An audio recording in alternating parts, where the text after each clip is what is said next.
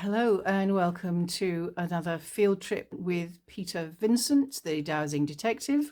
And this is Sunday, the 12th of February, 2023. We wanted to look at the Nicola Bulley case. I asked Peter if he could look at the past time code. Now, this is a very interesting and different aspect. We can, in remote viewing, look at any time frame.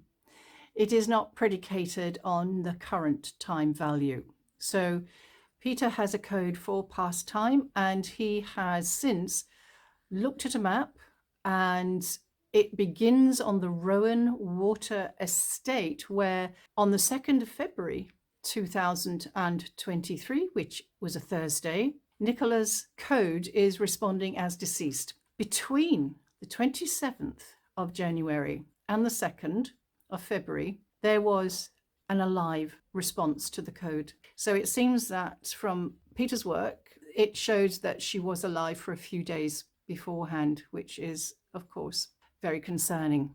So from the Rowan Water Estate, there is activity on the past time code with Nicola's deceased unique code reading.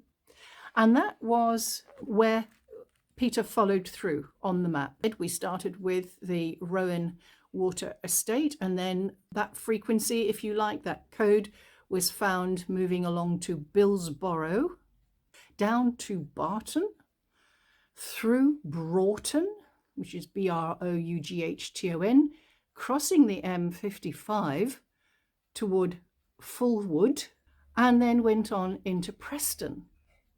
And Peter and I tested, dowsed two of the hospitals in that area, and one there was a positive response. And another, what I would call very seasoned expert dowser, also had a positive response there. We're interested in learning how to do this. It would likely be in the Hastings area if that came to pass. So if you see this and would like to learn how to do this, the way Peter does his dowsing with the code, etc., then I am more than willing to put on a workshop. This would have to be for at least 20 or 25 people. So if you are interested, please leave a comment in the comment section and I will arrange something if that looks like it's viable. The more people doing this, the merrier. We're going to hear from Peter himself. He's going to tell you how he found this route. We coded the missing person to start off with, and then we would then go over the area of the map where they were last seen. So I'm now going to show you something now, right? So I'm going to walk towards this map, and there's no response. There's no response there, and the River Wye in question is crossing that map there in every direction. There was up to the time of late Wednesday, and then so it was the following Wednesday, both Joe Cooper and I, that she was alive, right? So as alive. But then on Thursday morning, when we looked at this, was deceased. But we'd also found an address or a location near the river that responded as alive up until late Wednesday. And then that went dead on the Thursday. So when that happens, the first thing we do is then go over the whole of the map of Lancashire and the wider area to see where that response might have moved. And that's why we picked up the buildings that we said. And that is a conclusion. Here's a map of Lancashire, because basically it's not in that photograph of the village. So I'm now going to go over the map of Lancashire. And the rods cross extremely strongly. It means that she's in the county of Lancashire. Or part of her is. Oh, yes, sadly. I come off that map. So if I was to go over a map of Australia, it wouldn't respond at all. Now, the chances of anybody having this particular code, only a twin would have this code, because twins have the same code. And this foxed me once with a young lady that went missing in Swanage, and she was found dead in the ditch. Edmund said, oh, well, you picked up the twin. It was going all over the place. I thought, well, how can you be dead when you're alive and going all over the place?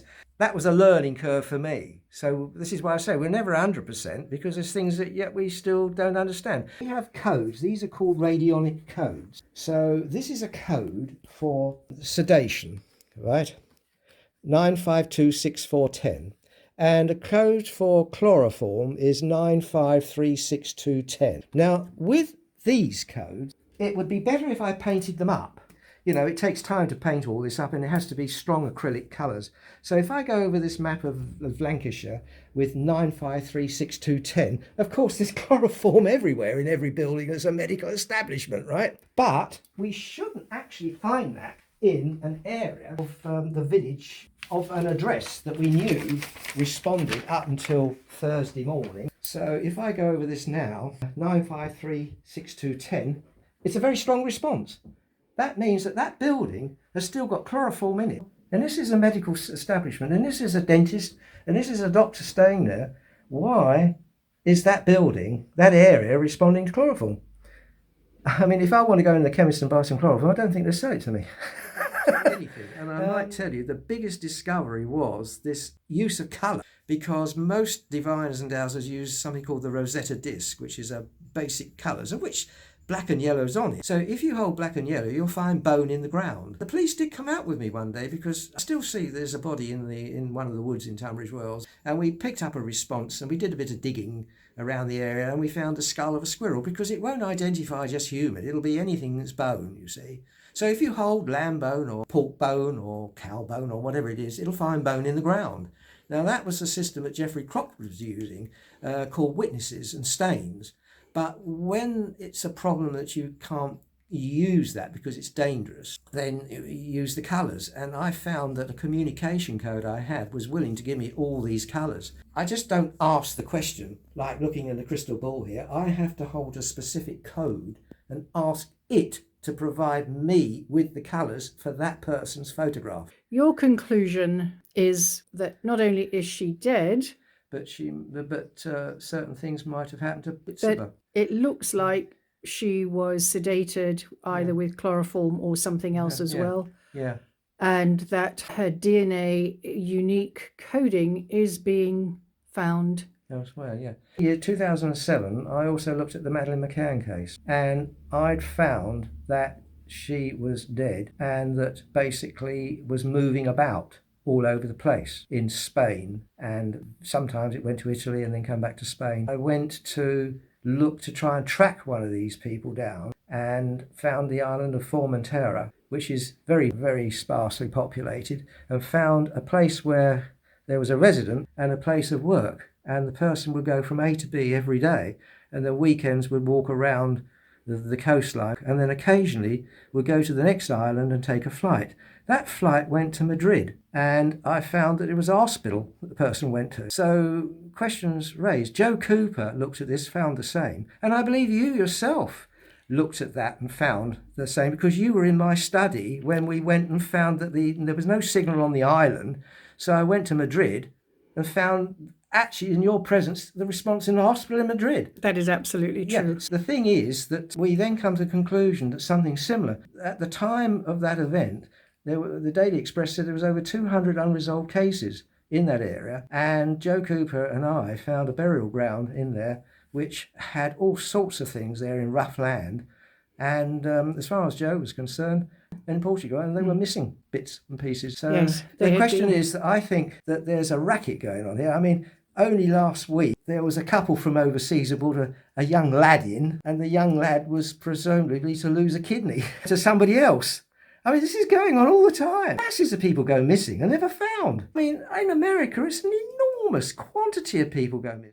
Alistair Cook was a prime case because of him being well known. He died. He had AIDS, and his body was in a funeral parlour, and they went in and nicked his body out of the funeral parlour and flogged it off for recycling, you know. And but they were caught and they're serving time. The press said it was worth about $250,000. So it's big business, it's organ big business, harvesting. Yeah. So the question is, how on earth do you cope with this possible scenario? And yes, this sort of thing can't be used as evidence, but it can be used to open a door for other investigation. Start an inquiry, yes. If there is something along these lines, how did it get from A to B? You know, where did this take place? If you take Nora Quinn, for instance, we looked at that. And if we can just say that Nora Quinn was an Irish young lady with had an illness, and she went with her parents on holiday to Malaysia, and went missing also. And this was also 2019 in August. She disappeared out of a bedroom and not to be seen again in this jungle hotel. But the hotel is part of a group of hotels which are all related. So I picked up a signal. I coded her from the photograph and I picked up a signal, but not in a hotel.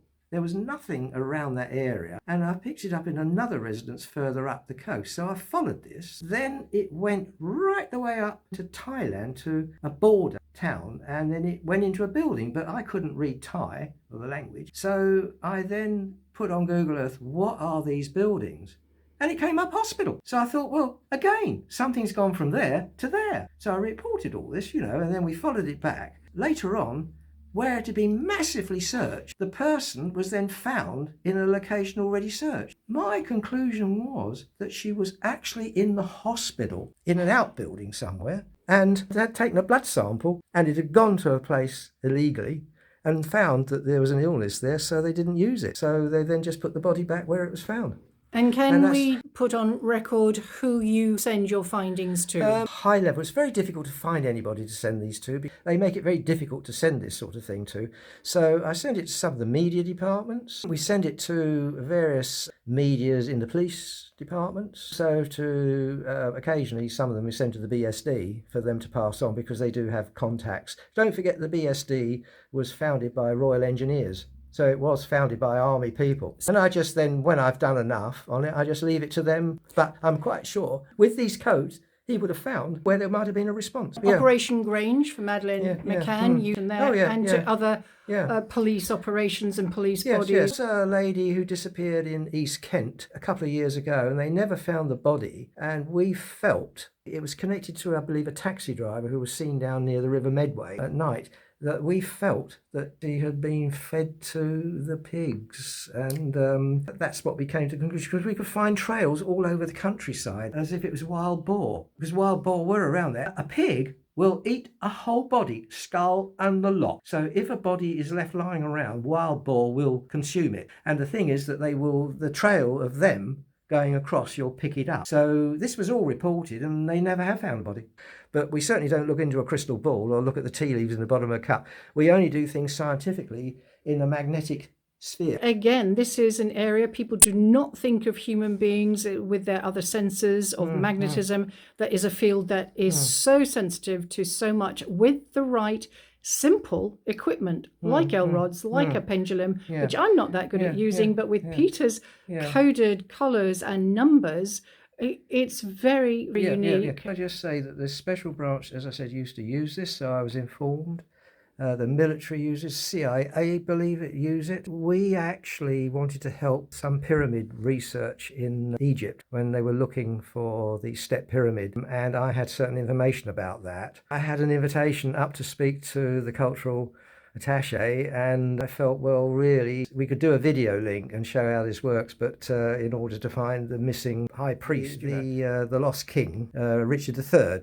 I was sent a map, and other remote viewers were sent a map of a car park. Could we go over it to see if we could find any human remains? And we did, all in an area. And then, of course, the lady found the missing king. Very satisfactory. But you see, we know where King Arthur's buried. He's not mythically. The grounds of Wells Cathedral, because his body was moved from Glastonbury because of the demise of the abbeys, and he was just buried, but they've lost where he is. The clue is that his body is in front of the door that used to come out of the abbey on the side where the road is, and now they built a bridge over it. And where does this bridge go to? 42 cloisters. Now that's the magical number you need to bear in mind, 42, because that's the entry code to this. I've let a little secret out. That's where we fit on remote viewing, and we actually went on site there. Alan Hayday and I went to Wells Cathedral. We picked up a response in the chapter house. We then went down outside and we picked up the rods pointing to lock the door up, otherwise everybody would be walking over his grave, so they built a bridge across the road.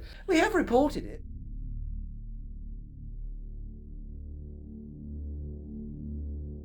Pastime. We've done this one time before for a local person who died, sadly. We managed to track her back to where we felt it was possibly in our best interest not to look any further there, but to do it over the maps. Health and safety, let's put it that way. So essentially, we just wanted to share with you how this pastime code works and how you can apply it to maps. So red gold, purple, blue and black. And it's best with gold paint, with leaf in it, but the gold leaf paint. So the photograph can in fact be interrogated by the code and through the provision code that gives you the colour code, and can actually tell you information. Now, if you get a row of rooms and put different people in and give them the same photograph and get them to ask the same questions to see how many people come up with the same answer. If you use a measure, you should get a pretty constant response. But if you're just using your own imaginary mind, it picks up so much stuff from outside and starts wandering around and you get nothing. I mean, I spoke to somebody today from the BSD who said that the reports that they had got, they were not finding them consistent, but they weren't using any measures. So you wouldn't make a table without having an inch tape or a measure. You wouldn't cut the timber. So you've got to have a measure, and that measure should be able to be collaborated by other people that we feel strongly enough to pass this on. Right, so Peter's just going to go through what he's been finding, actually. Since our last little film. I thought, well, we can go back in time because we did this when we did the UFO work in Arizona, that we found that there was a dimension of space and time in the future that was on site, but they asked me had I coded anything like this, and I hadn't. So I immediately coded something, sent it out to them, and they found that the craft they had and they were looking at was about 100 feet wider in diameter than had first established. So we know that there are dimensions of space and time, and I don't think any scientist would disagree with that. However, there's also the case of future time, present time, and past time. So every one of those situations can be coded. So the first thing we have to do, if somebody is reported as being deceased, it's no good doing past time on deceased because at that time she was alive or the person was alive. So we have to remove the black and yellow, which is on the bottom there, see? Remove and bring them back into being alive. But it's no good bringing them back into being alive unless you have a code, because they're not alive now. So you've got to go back to a time when they were alive. So I'm going back to the time, the 1st of February, when they were alive, to that point. And then on the 2nd of February, they went deceased. So basically, we found that we were able to track over the walk that she did all the way around to the Rowan Lake Estate. And then it appeared to go by vehicle around to the other side of the Rowan Lake Estate. So something there was responding at that time until Thursday, when it no longer responded. So we then look at the thing, well, it had to be some sort of a vehicle. So perhaps a vehicle took her from St Michael's on Wye down to Preston, where we've been picking up the signals as we reported. So by then going back to the deceased code and then still carrying on in past time, and gold is in that, so you've got to have gold leaf paint basically. So it's red, gold, purple, blue and black. So when you hold that together and you go over the map, you can actually follow the route she actually took in that state. And it followed all the way down this road, not on the motorway until it got into Preston, but in the side roads, as I call it. Well, that might actually make sense, because with motorways, you've got cameras and picking up number plates and goodness knows what. But on the very old side roads, you don't have that. So basically, looking at this map here, it went from St Michael's on Wye to Billsborough, down to Barton, to Broughton, across the M55 to Fulwood, and then down into Preston. What is interesting, when I mentioned yesterday about cremation, that marker there determines where we picked up the code with grey instead of white for cremation. Now, I haven't followed that up anymore because it's quite an industrial area around there. There may well be various incinerator points. I mean, don't forget that a lot of firms now have where they destroy your papers for recycling, and or you've got to have secured things destroyed, there can be incinerators. The question is, we can only go by the colours of what they show and where they go from A to B and how they did that route. So if we know that that vehicle travelled on Thursday morning in the early hours, it shouldn't be too difficult to find out what vehicles travelled down there. When they got into Preston here, they might actually be on camera coming in from that angle. there, but I doubt if there was any observations there. Nobody would have been looking at anything on Thursday. They would only be looking at things on the day that the person disappeared, then asking motorists, etc., which is what's been in the media. I mean, there's nothing here that hasn't already been in the media. I mean, now people are coming to consider that there is another reason for this. What is interesting, and I don't want to...